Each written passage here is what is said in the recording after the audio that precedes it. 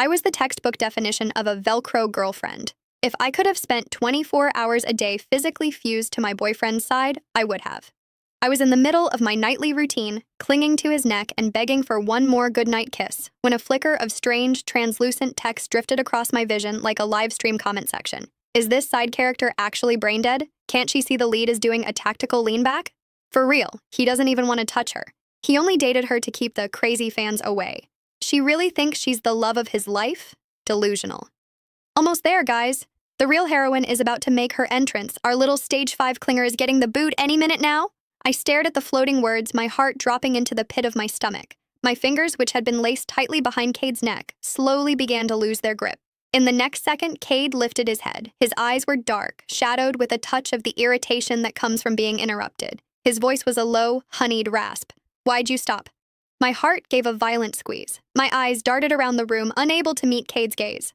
Under his piercing look, the kind that felt like he was peeling back layers of my skin, I reached down and gripped the silk sheets, whispering, I'm just tired. Cade didn't say anything.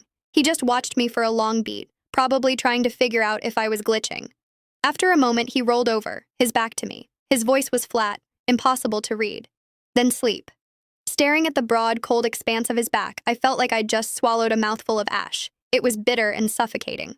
I sat up and clicked off the lamp. As I lay back down in the dark, the words from that comment kept looping in my brain. I shifted toward the very edge of the mattress, leaving a vast, empty canyon of space between us. I did my absolute best to stay as far away from Cade as possible. I didn't dare press against him like a heat-seeking missile the way I usually did. Maybe if I stop being so much, I thought, he'll hate me a little less. In the silence, I heard his steady, rhythmic breathing, but my mind was miles away. To be honest, it wasn't like I hadn't noticed. I wasn't that blind. Cade had always been lukewarm. Whenever I tried to get close, I felt that split second of tension in his frame, a subtle rigidity. But I loved him so much it made me stupid. I wanted to be his shadow, his accessory, his constant. Cade never complained out loud.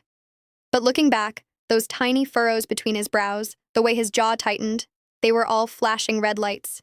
He didn't want this. I'd just been playing dumb. I'd lied and told him I was scared to live alone just so I could move into his place. Then I'd pushed for more, invading his bedroom until I was a permanent fixture, wrapping my limbs around him every night like an octopus. He hadn't kicked me out, sure, but his first instinct was always to resist.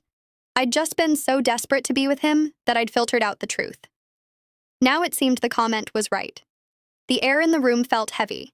I tossed and turned until the early hours of the morning, finally drifting into a fitful sleep. When I woke up, I realized I was curled into Cade's chest, my right arm locked firmly around his waist. His chest rose